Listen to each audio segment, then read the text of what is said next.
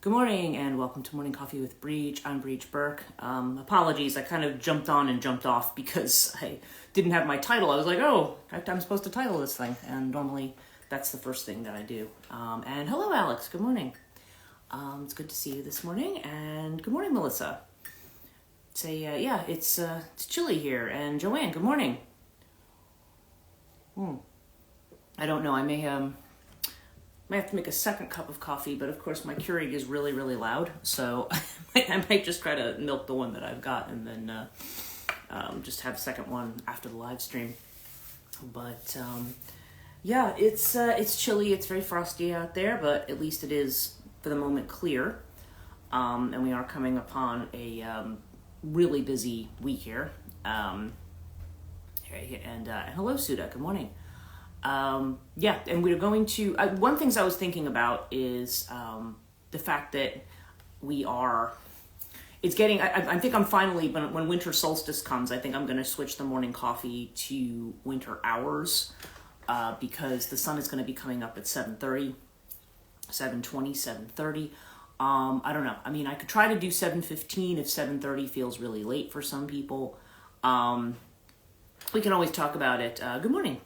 We can always talk about this on on Sunday. The people who are attending the ISFM thing and the ISFM Patreon transition life coaching student thing I'm doing. People on this live stream or do midnight coffee. Joanne. Yeah, that's that won't. That's not one of those things that will. This is very likely to happen. Although last night I was up at midnight. I just kind of woke up with I want to say it was exactly a panic attack, but it was it's the first time in a long time I've woken up with one of those sensations of, when you start planning and thinking ahead and you start worrying that you're going to, that you're going to, coffee by candlelight, I think is what you mean. It's, well, in a way, it sort of is this morning. I mean, you can see this. It's like I said. This is the reason. The sunrise isn't always that. I think it's more spectacular a little earlier. But it's right now. I actually have to have a ring light over here, and I would rather move it to a time where I don't have to do that because I like just natural light in the house. And this ring light, it's the tiniest ring light I had. It was one I bought when I was going to the UK, and I was like, okay, I can't bring my big ring lights and all my equipment with me, so I had done it that way. But yeah, here we are. So it's Saturday, and I did fall back to sleep. I woke up at midnight, and when I was ruminating on all this stuff, I finally did an Azrael connect, and I was like, what's this about? Connecting with all my guides really, and they basically the message I had gotten was just that it's very Neptunian. So we just got to pause for a poor connection. That's interesting. Weird. But in any case, I think because of that, there's that's basically the topic that I was thinking about today. Although today, interesting, yeah. Basically the topic I have today is just, okay, I feel like we've been operating in uncertainty right now. And, with a lot of stuff going on, I know Joanne and I were having a conversation yesterday about these drones and or whatever they are, that are flying around. I didn't see quite as many last night, but I did notice an interesting thing. I noticed that there was on the horizon over here, there's always, and this is not new, by the way, I've seen this for years. There's a rainbow, we look at those rainbow orbs. And I got my binoculars out, my father's binoculars, and I kind of homed in on it so I could see it better. Not that, I don't know if my hands are shaky or what, but sometimes it's hard to get a good close-up on it. But it was, it is one of those rainbow lights that kind of sparkles and goes out in all directions. And like I said, this is one I've seen out in that, not the exact same spot, it kind of moves, and then it goes up and down, and then it'll vanish into thin air. Suda said, I couldn't sleep easily, the drones were bothering me. Yeah, they're, and who knows, maybe that's why I woke up, I don't know. They are on the move through Massachusetts, Maine, and New Hampshire now, is what Joanna's saying. Yeah, they're, whatever it is, it's spreading out. So I think this is leaving us feeling, first of all, it's weird, and because we're seeing that officials are not, now I'm seeing people trying to say, oh no, they're just regular drones, and like there's assemblymen trying to say that, and we're like, look, nobody's really buying it, because if they were just regular drones, this whole thing would have been over a long time ago, okay? Or we would have been dealing with the problem differently. I refuse to believe that did you go to the lake? Oh, I was mentioning going over to the reservoir yesterday. I didn't end up getting to go over there because in true Mercury retrograde fashion, everything I was trying to do yesterday morning, and I only had a very simple list of things to do. I had some holiday cards I needed to finish, because I only send out, I send out so few. I used to send out like 60, 70. Now I send out like maybe 20. Because it just gets very expensive to do it after a while. But I was getting out the holiday cards that I had wanted to finish, because, we're not even like 11 days out from Christmas for those who celebrate that. Alex says, Jupiter in Gemini is giving so much info right now, too. I feel you with the rumination. Yeah, that's a good point. And Jupiter's retrograde in Gemini. So it's like, yeah, so I kind of like we're trying to look ahead, but we feel like maybe in some ways, I don't know, I almost feel like it's like moving backwards a little bit. Just wait till Uranus gets into Gemini, geez. No wonder that's like really crazy. But literally every little thing, like, ProQuest sent me a thing because my doctoral dissertation apparently is making some money. People are buying it. Yay. And I get royalties. Yay. But, just trying to do a regular IRS W-9, downloading the form, the IRS doesn't have on there, like they have a lot of fillable forms. And when you sign and date it, I can electronically sign it, but I can't date it. It's like, sorry, you can't fill this field in. And I'm like, well, I can't send it in without a date on it, which means I have to print it out, do it, and I don't have a scanner. And I have to drive to, I know I have a scanner thing on my phone, but it only puts a watermark on it, which is not going to be acceptable to the IRS. So I'm like, it was driving me nuts yesterday morning. You should have heard me. I was like, what in the world, So, but again, these were just very simple things. And then I had to check in with students. I have grading to do this weekend. I do have a client this morning at 11.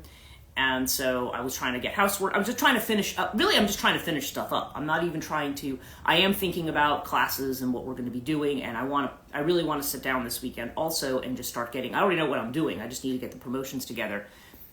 Genius Scan PDF Maker on the phone if it helps.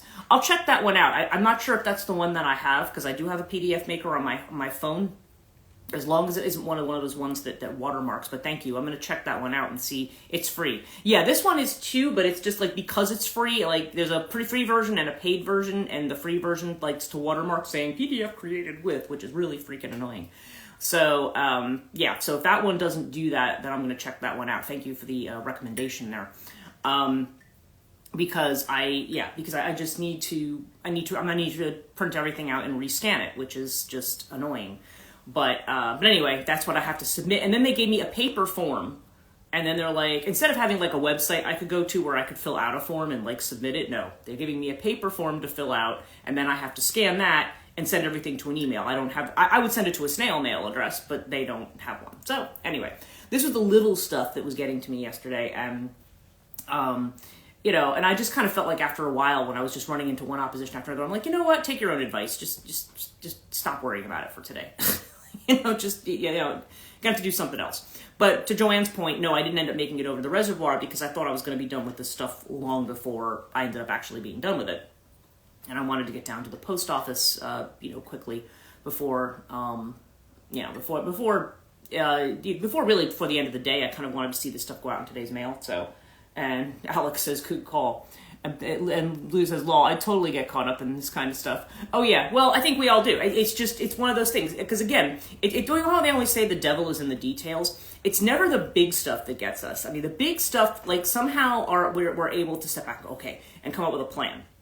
Especially, I think most people here are fairly grounded and at least just fairly practical and sensible, and we can kind of say, okay, all right, I'm gonna this is what I'm gonna do first, and this is what I'm gonna do. Like when it's a big thing, somehow you can be very, very calm. When it's a little tiny thing that should take you 5 minutes and takes you an hour, then you're just like, what? That's what I think we kind of lose it, because we're trying to manage multiple things, and when you keep being, you're just being thwarted by this tiny little thing. It's just like, really? But anyway, I mean, what's going to get done is going to get done, but I do have certain things I'm on deadline for, like student papers and final grades. And that was the kind of thing I was thinking about, in addition to like what money's going to look like in January, because you know, I mean, I'm going to have enough to pay this month's bills, but then the question is there going to be enough money to pay next month's bills, because I'm not going to have that check.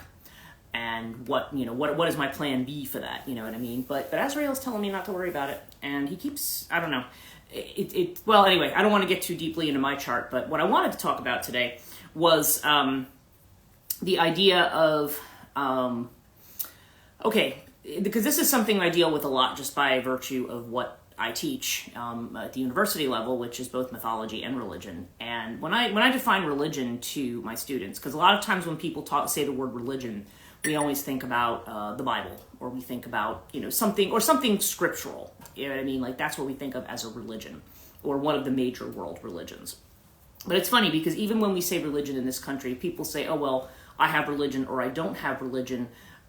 We don't tend to think about like Buddhism or Hinduism or things. Somehow people don't, they're religions, but people somehow kind of think of more like, oh, well, you know, I'm talking about Bible-based religions or Judaism or Christianity. Like, that seems to be kind of the default association that a lot of people have in this country, at least when you say the word religion. When you talk to an atheist, that's kind of their default word feeling about religion, you know, is that they kind of go to that default. And one of the first things I ask my students to do when I teach that understanding religion course is I'm like, all right, well, we have a book that we read from the textbook, but the author, Jay Livingston's another thing. His last name is Livingston. I'm trying to remember what the first name is, but in any case, he goes over a number of ways people have tried to define religion over the years. And and he goes into why none of these definitions are really satisfactory. And so in the end, when you ask students to define religion, they're realizing it's a lot harder than what they think. Because people say, there's the Latin word religare, which has to be with binding back or tying back. So really there's the implication with religion that one is fragmented and is trying to be tied back to an essential network or an essential unity. It's almost like you've been separated and now you're trying to reconnect. Like, that's the essence of the Latin word for it. But my definition of religion has always been a means of negotiating the unknown. And that's my point in bringing it up today, is that we're talking about a means of negotiating the unknown. And right now again, that doesn't mean we need what we think of as formal religion to negotiate the unknown, just simply that that kind of negotiation can go on and doesn't necessarily have anything to do with, for some people, not necessarily anything to do with a god. For many of us, if you are more spiritually inclined, you know, we have spirit guides, we have things, and again, we have this awareness of this broader playing field that we work on. That's not just you know, the material world and what's right in front of us, in front of our eyes. We know that I think most people, probably even the most hardened materialist, has the sense that, you know, there's a bigger picture, whether or not they want it. But they'll say, oh, well, we're not going to attribute it to anything what they would call teleological, anything that smacks of spirituality or spirit or being. And that's something, like in academia, that's like a big no-no. You're supposed to kind of, unless you're doing theology, you kind of have to steer away from that. But if you're doing theology, then you can only talk about that in a little box. So, and this is it. I feel like what the recent changes, like with the astrology that's going on, and just things that are going on, spirituality sits better. Yeah, because religion has developed that judgmental kind of tone to it. And religion, as I often tell my students too, is just the flip side of a coin from science. They're both ways of understanding that are very rule-based, and that to a certain degree, science is a little bit more about dissection. When we think about religion, it's more like this is revelation. These are the rules that God has revealed, and God has, you know, if you were going to take the Old Testament and so forth, if you were going to take Leviticus and Deuteronomy as, you know, God dictated all of this. I mean, people talk about God dictating the Ten Commandments, right? But even the Ten Commandments have stuff in it. And as I've said, the people who tend to like to point to the Ten Commandments all the time are the ones usually who are violating most of them. But you know, there's this idea that there are rules, and typically you have to have rules because you need to have structure. It's not that we have no rules ever, but we're not because humans are not. We're not a group of people that if just left to our own devices. It's the same reason that I forget who was talking about this the other day. Maybe it was actually no, Joanne, it was you. You were talking about Stalin's utopia and why that doesn't work. Because for communism to work in the way that it's discussed, people would have to be different from what they are, and we're not that. And you know what? And again, if you follow the whole thing that life is the way it's supposed to be. That kind of conflict is part of what it means to be alive, and that's just as sacred as the stuff that the stuff we don't like is as sacred as the stuff that we like, right? So then the question becomes, when we have big changes that are going on, or if we have weird things that are going on, like for all of us, the news and everything is at least here. Now again, I don't know. There's sometimes I will talk to people and they'll go, "No, I didn't hear about this," and of course some people don't watch the news, and I don't really either. I just YouTube will bring up, and I'll kind of figure out what's going on based on some of the videos that I'll see, whether I believe what the videos are only saying or not. But we're kind of in a space where, like I said, like for example, we've been talking a lot about this drone or UAP activity or whatever it is. That's been a constant theme. People are trying to figure out what's going on, and now they're trying to come in with the it's just this kind of explanations, which I'm like, yeah, nobody's buying that at this point. And again, you don't have to be part of the tinfoil hat brigade to recognize that there's something going on. So between that, and I think just, like I said, this has been like with the Uranian influence, with the Neptune going direct, with all of the squares and the gram crosses and all the things, the oppositions, Pluto and Mars, Pluto moving into Aquarius, and we're getting ready again for Neptune to move into Aries and for Saturn to move into Aries next year. So I don't know. This stuff we're seeing right now could just be the beginning, in theory, because they said historically, astrologers who look back at the history will say that when Saturn and Neptune move into Aries, that's when you start seeing more of this stuff happening. But it's basically when you have these kinds of major energy moving into Aries, then that's the beginning point. Okay, that's why we're hearing so much. I mean, in addition to Pluto moving out of Capricorn, we're seeing an end to things. And oftentimes, we're trying to get on and do our day-to-day life and our day-to-day business, and we're like, look, I don't want to spend my time worrying. Not that from what we've been told, we don't have to worry about what's going on, but nonetheless, it's creating something in the collective that is stirring the collective up. It's upsetting things. It's challenging what we think. Because if these things, like I said, there's some people who think if these things are UAPs, that they will make contact at some point. And whether, I remember what Sam was saying, whether or not we're going to be told the truth about what that contact is, who knows, right? I mean, it seems like there could be like a fake thing first, and then, and it's not an invasion per se. But it is, I think we're just seeing something that's always been there. Like now, all of a sudden, they're saying, okay, now you can see what's going on. I think I was, I'm not sure why, but I'm not really worried about the drones. I feel like I would be. Yeah, and it's interesting. I think I was starting to say this, and of course I managed to totally derail myself, but the rainbow orbs that we were talking about the other day, because I saw one with the binoculars out there, and it's funny, after I see the rainbow orb, it's like that's when the drone activity starts. And I remember a long time ago when I had asked my guides, what the heck is that thing? Now again, we're talking 3-4 years ago, before any of this. They said, oh, it's a portal opening. They say when those rainbow orbs appear, it's like an opening of a portal. And so you're opening into another dimension, in other words. And so I said, well, that's probably, some of these drones are coming from the water, probably, because I think there's ones that are under the water, from if we can believe that. And I have no reason not to think that that's plausible. And there's also, but these also, this may be like where they come out cross-dimensionally, and then they'll just disappear back into them. I'll see the thing appear again, and then they'll disappear, and then I won't see them again the rest of the night. So it's interesting, but it's not just like one portal and one opening. They're all over the place. So it's like almost like that's, and it's weird because people have said that those orbs are almost in the shape of a Merkaba, and that is one of the shapes associated with Rahani, by the way. But it's basically one of the sacred geometry shapes. Originally Star of David, actually. Well, maybe not originally, but that's one iteration of it. Although the Merkaba is more 3D. Yeah, almost like that sacred geometry opens something up. So, which is interesting. But again, we talk about a lot of this stuff in theory. It's very Neptunian. When you start to see something that imitates that, you're kind of like, wait, it's almost like, okay, it's almost like the thing of, it's interesting. Yeah, it was Alex is saying here. Yeah, like, something is a certain way, or we theorize about it, or we talk about it, right? But we don't really have any evidence of it, right? It's just more like, okay, this is an idea. My guides have told me. I trust what my guides are saying, blah, blah. But then if you actually start to see something that's like a manifestation of that, then you're just kind of like, then it almost like brings it to a different level. It's a thing I always say about experience. It's like you can talk about stillness or nothingness or whatever until you've actually experienced it, and then you kind of go, whoa. It's like once you've experienced it, it's a whole different thing from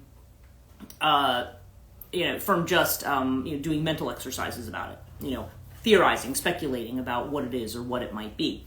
So I feel like, at least for a lot of us, like again, and obviously, and not wrongly, I think it's good to look at what the rational explanations are first, but we seem to have exhausted those. So it's like, and the fact that, like I said, that the Pentagon, that the state governments, that the local governments, everybody's just like, there's some people who are obviously convinced there's, they're convinced, well, okay, everybody's convinced of what their own thing is, but they all agree that this is not, right? I'll check back if they come to Michigan. Yeah, well, again, you never know, because like I said, you're near the Great Lakes there, and, I have been hearing some things going on in Michigan, though. I don't know that it's as widespread, but I am hearing about some things up that way, so who knows, maybe you'll start seeing them up there soon. But it's just interesting because we are, point being about the drones, whatever they are, and we've talked about them the last few days, there's a sense here that our definitions of reality are being stretched a little bit. And as we're going through things where perhaps we've had losses recently, or we've had to give things up, I think when things are not, like, we're not all feeling as cozy and secure in our spaces, which is really because it's like, okay, there is something happening. We talk about the astrology of shifts. Again, there's the talking about it versus when something actually happens. And Joanne says that's putting it mildly. Yeah, I think we're all like being shaken out. In our everybody could relate a different experience about what that is and what they've given up or what they've lost or what's changed. But we're kind of moving into a space where it's almost like it's demanding that we find our center because and being able to just flow with whatever comes. And I think that's why there's a lot of messages about learning to be still, learning to be in your center so that you can just flow with whatever's new rather than going, wait, this new thing, it's scaring me. What if the world ends? What if this happens? Like, we immediately go to being disturbed and unsettled. Alex says, I feel like my crab shell got ripped off. No shell right now. Yeah, it's kind of like you're there and there's not, or the turtle shell, right? Like, it's like, where do you hide? And but the thing is, it's kind of like the angels, whenever the heralds appear, they're always like, fear not, right? It's kind of like, yeah, there's something going on, that is definitely trying to move us into new space. In fact, I do have some cards here today because when I woke up in the state that I was in, I was like, okay, this is going to end up being a wild card day, but as it turns out, I always find I have plenty to say, even during Mercury retrograde. So, let's see. I'm going to pull a light language card because this kind of topic is more about, it's almost like adjusting to a new frequency. It's like we're doing something. If those things are all true about the way that we're vibrating on certain frequencies, then there's something, I think there's a shift to that, which is why many of us are physically feeling a certain way and why we're seeing things. And again, until we start to see things, a lot of people think it's just a bunch of like new age hooey or whatever, right? Like you'll hear people be like, oh, all that weirdo, stuff. Like, and anybody who's any kind of belief in spirituality will hear that, like, oh, you're, but when things start to happen, people immediately are like, no, we're not going to go to those explanations. Because people, again, don't want to sound, because people can go off the deep end with conspiracy theory and stuff, but it's kind of like, okay, it's like woo-woo, right? Yeah, the people call it the woo-woo stuff. And it's like, but again, to me, it's almost like what people have with ghost hunting, and people argue about the meanings there too. When you've eliminated all rational possibilities for what the phenomena is, then what you're left with is like, okay, well, then we have to examine the things that maybe people say, oh, well, we can't examine those because they don't fit into the rules. And it's kind of like, okay, well, you don't have to necessarily, I don't know, if the evidence supports that. I mean, the whole idea is if evidence supports something, then you've got to look at it, right? Okay, so our card is nothing has gone wrong, okay? And let me read to you what this is. An obstacle launches new loving requests. In the last few days, a change came out of the blue. This is interesting. I'm reading this from the book here. It may have felt like your body and mind moved through a crack in reality and your life altered course so suddenly. That's interesting, right? Deep within, you have been craving change, and this situation brings new and different experiences in your life. You may be feeling lightheaded and dazzled by the brilliance of this expanded version of you, but you're doing well. It's now time to catch your breath and settle into your new outlook. Yeah, that's kind of what I got this morning, is this is why we kind of need to slow down and not rush into things. This is an opportunity to look at your thoughts, ideas, and your reactions to your potential success. As you become aware and implement change, you can rise above limits or people or situations have placed on you. This card depicts the trigram of the I Ching with the yin-yang symbol. This is a reminder that everything changes, that nothing can exist on our plane without its opposite, and neither is superior to the other. You can't stop anything that is manifested, but it can serve as an inspiration to create new paths aligned with your soul truth. And Joanne says, boom chakalaka. We talked about that. We talked about that with me. We talked about it yesterday. And this is it. This is like that literally, yeah, like Joanne said, very, very aptly there. Boom chakalaka. It's like, yeah, it's like, that's it. It's like we're an expanded version. We want change. And then as the change starts coming, as we start emptying out the things that we don't need, and maybe things we even have a nostalgia for, right? Because that's another part of the problem. I've been still getting rid of things, and some of the things I had to get rid of were very hard for me emotionally yesterday to get rid of. And, but it's just like, well, it's just time, and don't worry about it because, whatever that is, it's done. And now we move into the new, right? So I'm going to pull, I'm feeling like astrology cards next, that I want to look at, while we're talking here. But yeah, we've got this, I think right now, I think what we need is we're kind of like, what is the guide through uncertainty? What is the guide when, because again, I'm not suggesting that everything is happening has to necessarily have some kind of a extraterrestrial origin or any kind of extraordinary origin. I'm sure there's some aspects of it that might be very ordinary, but at the same time, it's very clear that something is happening, like it's been talked about, and now we're starting to see something. Now we're starting to see change. Now we're starting to see evidence that things are going to be different. And as again, I remember one reader I followed saying that this full moon coming up was going to bring a, hang on a minute, was going to bring, keep dropping cards on the floor. I gotta move my knee very carefully so that I don't pop it out. Sucks getting old, let me tell you. So yeah, I mean, it's that there's going to be an epiphany, like a moment of aha. Okay. Now, at least that was the reading for Taurus.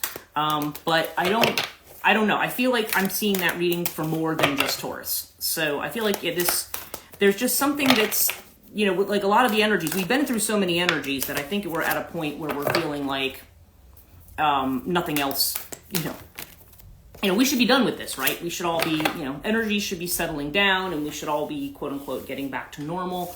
I just want life to be not to be a wild Doctor Who episode. Oh, David Tennant could take you away any day. Yeah, well, exactly. We don't want it to be that, but it's weird. I've heard it will be a powerful full moon, is what Alex is saying. Yes. And it's interesting. This is coming up again. A lot of these are coming up around love, and I'm seeing a lot around love and relationship. And I think a lot of times we may look at that literally in a romantic sense. And again, maybe for some people that is what it means. But as I've said, Venus has to do with our values, and it also has to do with love in, we always think of this as love in a more of a sexual sense, right?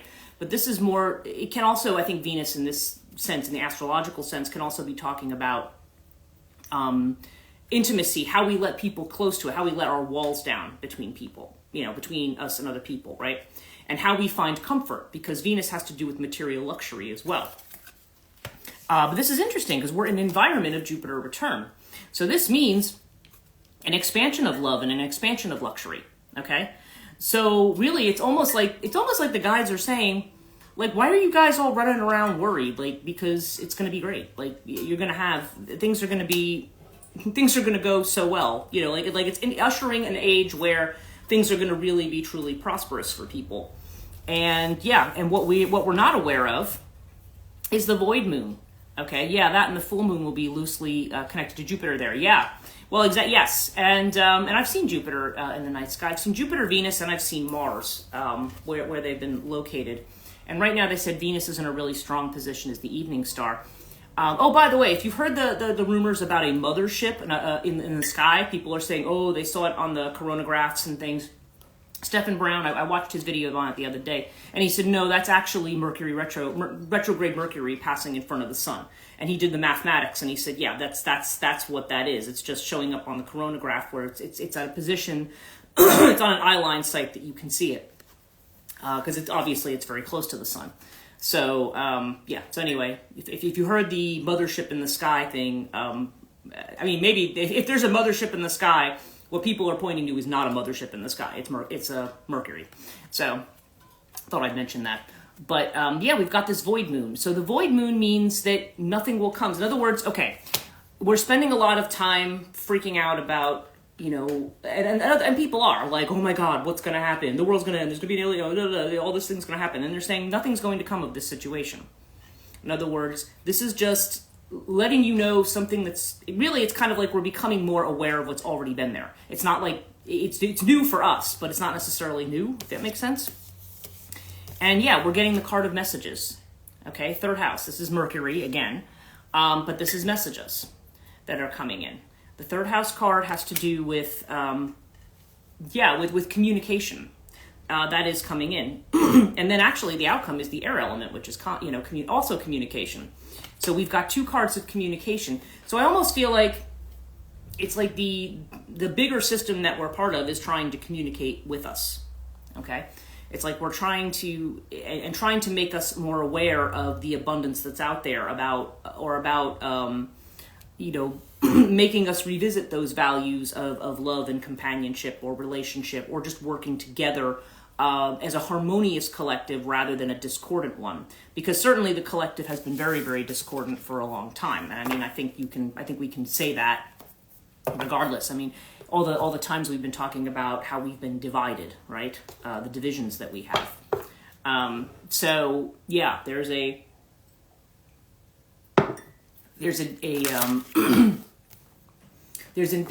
thing here. It's like basically saying you're moving towards something that's going to be more harmonious, more beneficial, and Jupiter provides more abundance. So to me, that's not only it's an opportunity to expand our horizons. Okay, and Jupiter is also the guru planet. So Jupiter has to do with actually, it's interesting because Venus and Jupiter are kind of showing up in the same space. In Vedic astrology, they are the two gurus. Venus is the guru of the Asuras, and Jupiter, Brihaspati, Shukra and Visprati are the gurus he's the gurus of the Devas. So the gods' guru is Brihaspati or Jupiter, and the Asuras, or what we tend to call the demons, but really more of the more materialistic, power hungry type spirits, are the ones that are ruled by Venus. So it's a way, it's like the wisdom of the two gurus, right? Because there's still a wisdom there. It's not like one is good and one is evil exactly. It's just that when the more materialistic spirits, that they're the ones that can get powerful and can get greedy and can okay, I just pulled another card. Breaking barriers. Okay, this is the next one I've got. I don't know. I shouldn't feel weirded out when everything kind of comes together, because this is what I've done for years and I know this is what it does, right? But okay. Don't let fear or even reason prevent you from overcoming barriers. Trust your instincts and push through. Remember to keep going and don't stop. Just as it takes effort for a chick to hatch out of its shell or a seedling to push through the hard-packed earth, this is your time to use your supreme effort to break out of your own shell and reach the light. The energy of breaking through isn't always neat and tidy, so it's okay to feel messy and chaotic for a while. Eventually the situation will sort itself out and peace will reign. I know, she's laughing here. Suda, I mean, yeah. Wee! She says, that's Joanne's comment. Yeah. So that's what it's saying. It's funny. Jupiter, breaking barriers. I mean, yeah, this is what it's doing. It's like, hey guys, let's show you all this opportunity. And we're all like, no, we don't want to look at it. So, yeah, that's kind of what's happening here. So I think there's like a reminder here that, yes, it's an unknown, but the unknown, we always tend to think of the unknown as something that is a negative. You know, because I have to know the boundaries. I have to be in control. I have to have the plan.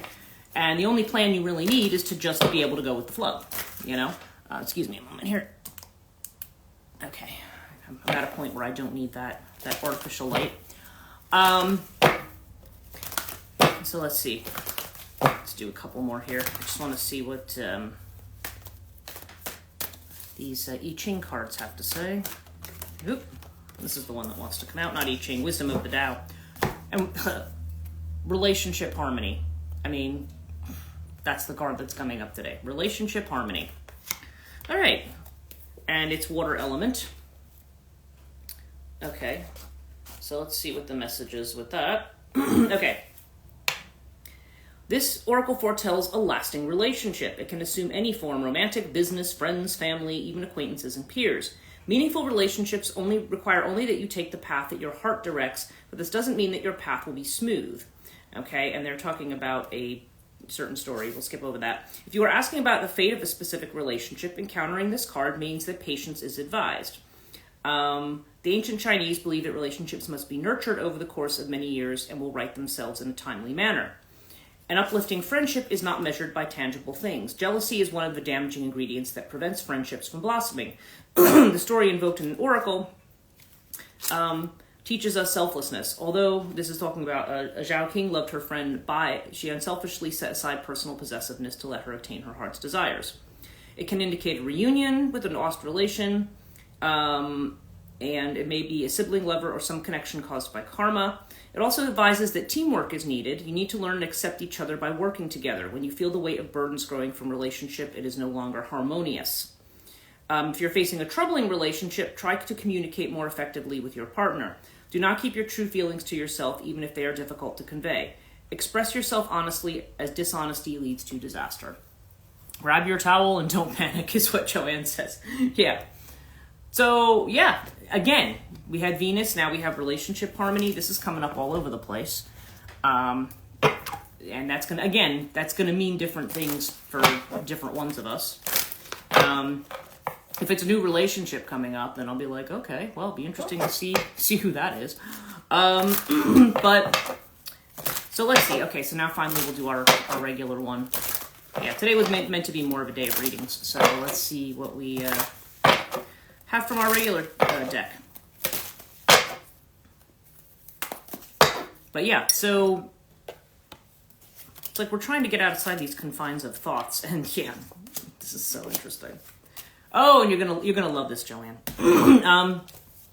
and probably Suda too, maybe everybody. Okay, so we'll start with our center card, which is the High Priestess. Okay, which is the inner voice card. Okay. So this is time to pay attention to our inner voice. This is time when the mystery is active. Remember, Azrael has said, he keeps talking about the mystery, you know, stop worrying. The mystery's, the mystery hasn't been revealed yet. You know what I mean? Like, or the mystery is acting. So in other words, it's not acting necessarily in a way that we can deduce from what we see in front of us, right? So we're listening to the inner voice. We're listening to the voice of the guides and to something that's happening. We're aware that we're becoming into awareness of this bigger picture. But inside, what are we doing? We're fighting. We're fighting. Like, no, I don't want to know. I want everything to be exactly the way it was. But at the same time, if things did go back to exactly the way they were, we'd be like, I don't like things the way they are. So yeah, we kind of do this with ourselves. The external feeling of which we are aware is source. Okay, this is the Ace of Wands card. Source. This is source trying to connect to us. This is source trying to communicate with us.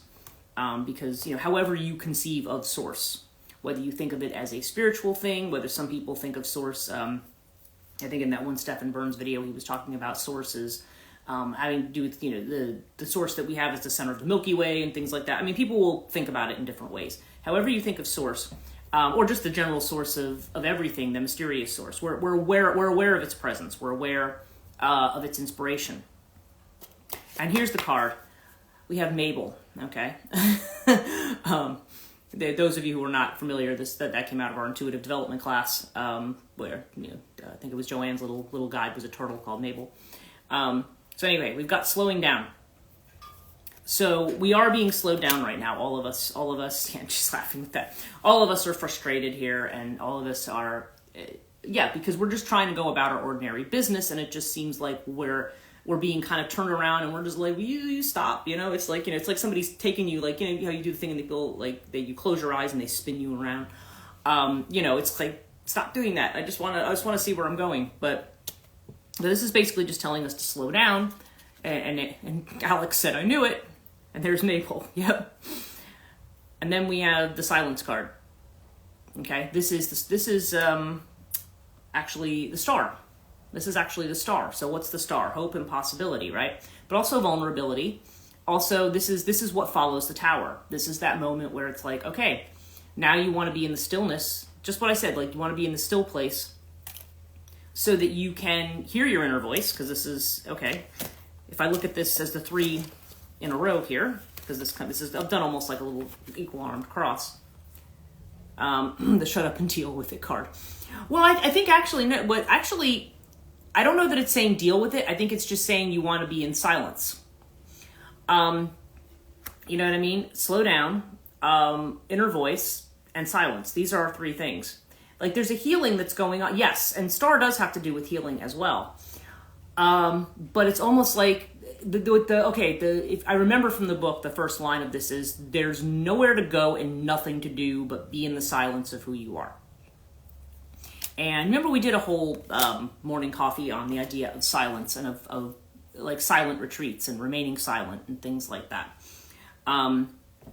There's a silence that's coming in, and we need to be silent. And because in that silence, because what's happening, I think, is that the mind is coming in and saying, trying to, do all this analysis. And that's where the fighting comes in. Fighting new information. Suda's daughter's pick. Oh yes, about right. Why do I have to fill up all this empty space? Is what you were. Yeah, that's what you're referring to there. Yeah, it's kind of like that emptiness is where you are able to truly see what's going on. You need to, it's that space in which we can just kind of be quiet and listen to slow down and listen to what the inner voice is saying. Okay, that's how we're going to put those 3 together. And what we're fighting is source. And it's like, but because our mind is, it's almost like, again, it's almost like if you find an animal that's been starving and hit by a car and all this kind of stuff, and then you're trying to capture the animal so you can get it medical help and get it, yes, empty space. Yeah, and then the animal's just like, no, screw you, I don't want anything to do with you, because and it's kind of running away because it's fearful. And that's just it. I think a lot of the response that we've had is the fear response. Like I said yesterday, the Mystery Science Theater 3000 thing. Well, I don't understand it, so let's start shooting. I mean, that's kind of the joke. I mean, but it's true. That's what a lot of people do. They immediately, that's the very masculine response. If I don't understand it, if I'm afraid of it, then I have to kill it, or I have to conquer it, or I have to, or at the very least, I have to be the master of it in my mind. And that's an element of unraveling there's an element of unraveling from the self-sabotage pattern, is what Suda is saying. Yeah, it's an element, yes. I know autocorrect's been just, lovely lately, hasn't it? From the self-sabotage pattern, right? We're unraveling from self-sabotage, and because that's the self-sabotaging, that's the mind trap that we keep, that's the loop we keep getting stuck in.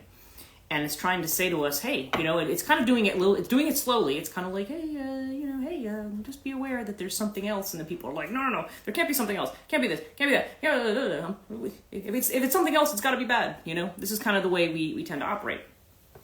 But yeah, it's, I don't know. So again, it's kind of the same theme we've been hearing, right? I mean, this is not, I feel like I'm telling you the same message sometimes over and over again, but I think it's weird how we have to be continually reminded, but that's kind of the way we are because the mind, it's like it has to be patient with the mind that keeps going, but we're in this new space, like, and in the new space, we just kind of have to be open to hearing what it is that we need to do in that new space. It's like, we don't know what to do. It's like, okay, well, you need to be still and listen to the inner voice. 12th house themes there, undoing and freedom.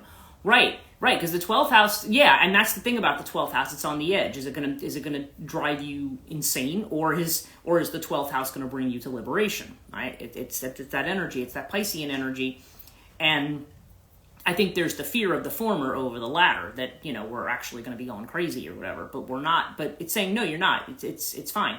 You need to look at what's happening now and saying, okay, like, that's why we keep seeing source, connect to source. What can I do with this? Even if you want to say, if you're thinking about doing something with purpose, or if you're thinking just about doing something just to be an expression of who you are. Because even in doing that, we think it's unimportant, but no, actually, a lot of what we do is important. So, anyway, those are my thoughts for this morning, and I'm dying for my second cup of mint coffee here, so I'm going to go do that. But thank you guys so much for joining me today.